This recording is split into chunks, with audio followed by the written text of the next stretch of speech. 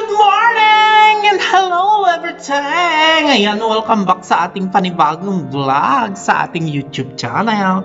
Ito si Kuya nyo Ricky, Mema Ricky Siswa. Kung ano man ang tawag nyo sa akin, basta ang tingin nyo at turing nyo sa akin ay tao pa rin. Ayan, sa mga bago pa lang, huwag kalimutang mag-subscribe at pindutin ang notification bell sa ating YouTube channel para updated tayo sa mga video o mga uploaded na ating ginagawa. Ayan.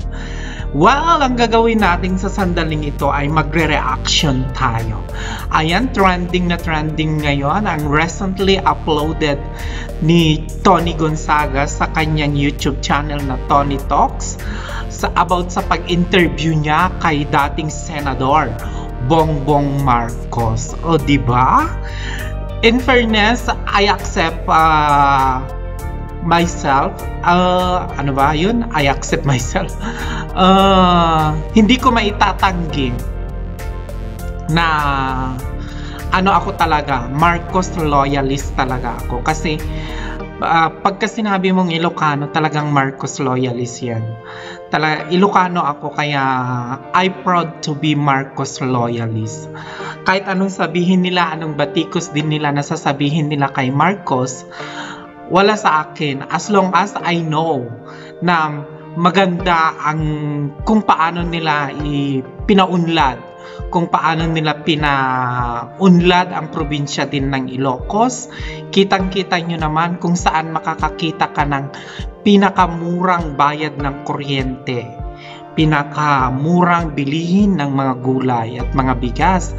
At pag magpapaaral ka ng kolehiyo, libre sa Mariano State University. Ayan. Kaya isa talaga akong avid fan or Marcos loyalist dahil kita naman kung paano nila itinaguyod, paano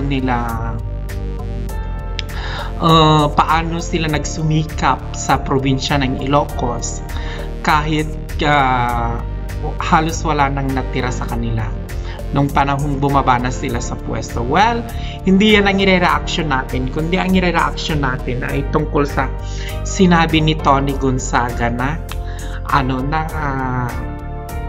about sa pag-interview niya kay Bongbong Marcos, na ang daming bumabatikos sa kanya nung in-upload yung video na pag-interview niya kay Bongbong Marcos. Actually guys, wala pang 1 week, ano pa lang yata, 4 days or 3 days I think. Umabot ito ng 3-point-something million, 4 na milyon na yata ngayon ang views niya. Talagang trending na trending. Kung saan pinag-usapan ang good and bad na naidulot ng martial law. Hindi naman bias talaga yung pag-interview ni Tony, kasi tinanong siya talaga kung ano yung natutunan, ano yung naranasan, ano yung natutunan niya sa kanyang tatay, ganun. At saka ang umantig sa salita ni Tony sa akin nung after ng interview niya, ito yung statement niya na sabi niya, I don't categorize the people I interview. I look at all them as a people who have a story to share, no matter how bad a person is, no matter how good a person is, no matter how cancelled a person is by the society.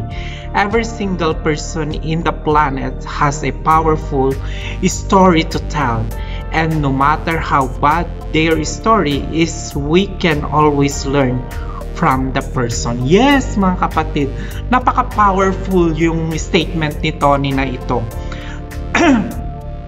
Kasi makikita mo talaga na si Tony Gonzaga hindi siya bias na host, hindi siya bias na artista. Makikita mo talaga siya na dun pinakita niya yung pagiging totoo niya, yung wala siyang kinikilahingan, wala siyang pinipiling tao. Sabi nga niya, sa bawat tao may kanya-kanyang istorya. masama man o maganda ang naging istorya ng buhay mo, meron at tayong mapupulot na aral. Ibig sabihin mga kapatid, hindi lahat ng tao ay inaano ni Tony, yung pinipili na kung sino yung gusto niyang interviewin, hindi.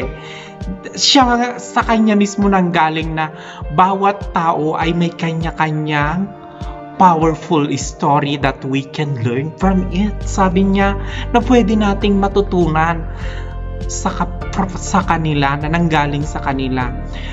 At saka grabe yung paghanga ko kay Tony kasi she accept the trouble. Masasabi natin she accept the trouble because ang daming, hindi natin maitatanggi, ang daming galit sa mga Marcos, ang daming may ayaw sa mga Marcos, ang daming mga bumabatikos sa Marcos. Pero makikita natin sa comment ng YouTube channel ni Tony Gonzaga na Tony Talks, puro positive vibes ang comment doon. Puro positive, puro magaganda ang i-comment nila. Meron mangilan-ngilan lang na mga na comment ng negative vibes. Siguro yung mga troll o mga ng troll ng mga dilawan na hindi nila matanggap na ang pag-interview ni Tony Gonzaga kay Bongbong Marcos. Kita naman ngayon, trending na trending. Sa ginawa ni Tony, naging sikat tuloy si Bongbong Marcos. Nakilala tuloy siya. Bigla tuloy siyang sikat.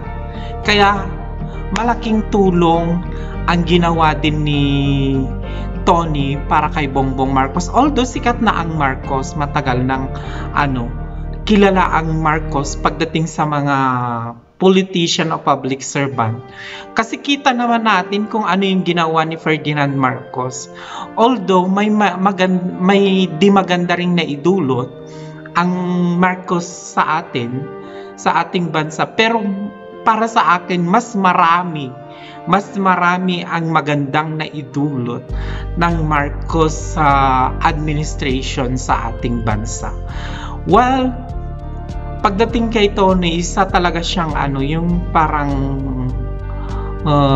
role model na artista. Kasi kita naman natin yung karera ni Tony Gonzaga, kung paano niya inalagaan, kung paano siya nag-strive, paano siya nagpursigi para makamit niya ang rukrok ng tagumpay. Diba?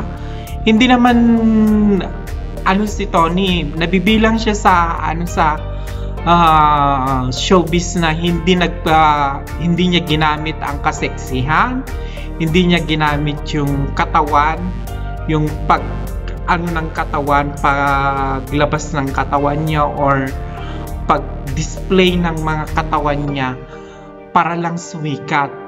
Ginamit ni Tony ang kanyang talino, tapang, tagumpay, ang kanyang talento na pinagkaloob sa kanya ng ating Panginoon para siya ay makilala. At ngayon, ang ginagawa lang ni Tony ay gusto niyang maibahagi, gusto niyang bigyan ng boses ang mga ibang tao gaya ni Bongbong Marcos na hindi naririnig ng karamihan ang totoong istorya ng Marcos family. Ang totoong istorya ni Bongbong Marcos. Bakit nung si Leni Robredo ang in-interview nila, nanahimik ang mga Marcos loyalist?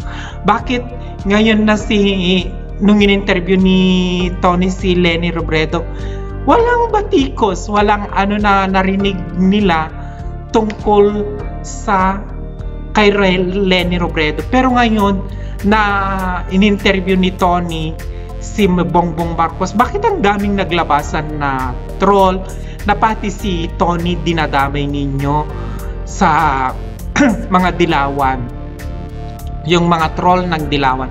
Bakit pati si Tony Gonzaga dinadamay nyo sa galit nyo sa Marcos? Si Tony, ginagawa lang niya ang kanyang trabaho, ang kanyang she is only doing his job. Eh kung isa ka ding vlogger, syempre interviewin mo din kung sino yung alam mong kilala, may istorya na dapat nating may matutunan at maibahagi sa mga mamamayang Pilipino. Yun ang naging trabaho lang ni Tony Gonzaga.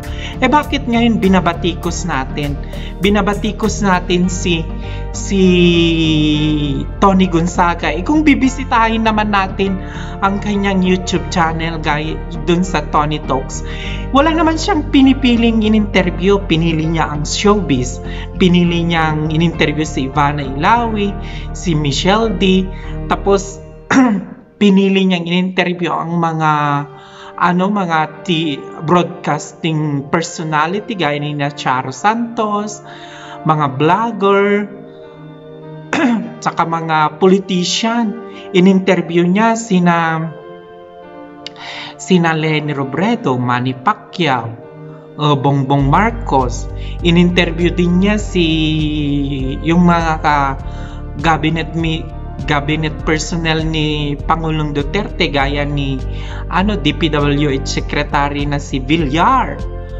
So, nakita natin mga kapatid na yung trabaho ni Tony Gonzaga, wala siyang pinipili kung sino yung gusto niyang interviewin, sino yung gusto niyang kausapin na magbahagi ng istorya sa kanilang buhay. Ginagawa lang niya ni Tony yung trabaho niya na alam niya na may matutunan din tayo sa istorya ng buhay ng taong ito na ini-interview niya. Kaya huwag tayong magalit. Matagal na nangyari ang martial law. Ang kasalanan ba ng tatay ay magiging kasalanan din ng anak kung sakali? Gaya yung nangyari kay dating Pangulong Ferdinand Marcos at si Bongbong Marcos, naging diktador o martial law si Ferdinand Marcos, magiging hanggang ngayon ba kasalanan din ni Bongbong Marcos yun? Move on mga kapatid. Pero alam naman natin, ang daming nagawa ng Marcos administration, pero nawala lang lahat nung pumalit na ang mga Aquino. Pinagbebenta nila Meralco, pinagbebenta nila Train, LRT, pinagbebenta nila lahat-lahat. Tsaka matitibay na mga tulay at mga kalsada, gawa ng Marcos yan. Kaya wag natin sanang patuloy na batikusin ang Marcos loyalist. Magkaisa na lang tayo. Kasi bawat naman sa atin may natutunan tayong istorya na nangyari during Marcos administration. Well, that is for my reaction video mga kapatid sa pag-interview ni Tony Gonzaga kay Bongbong Marcos. Maraming salamat sa mga patuloy na sumusuporta sa akin. Ayan, ito si Kuya nyo Ricky at nagsasabing life is unpredictable and God moves in mysterious way. Bye-bye!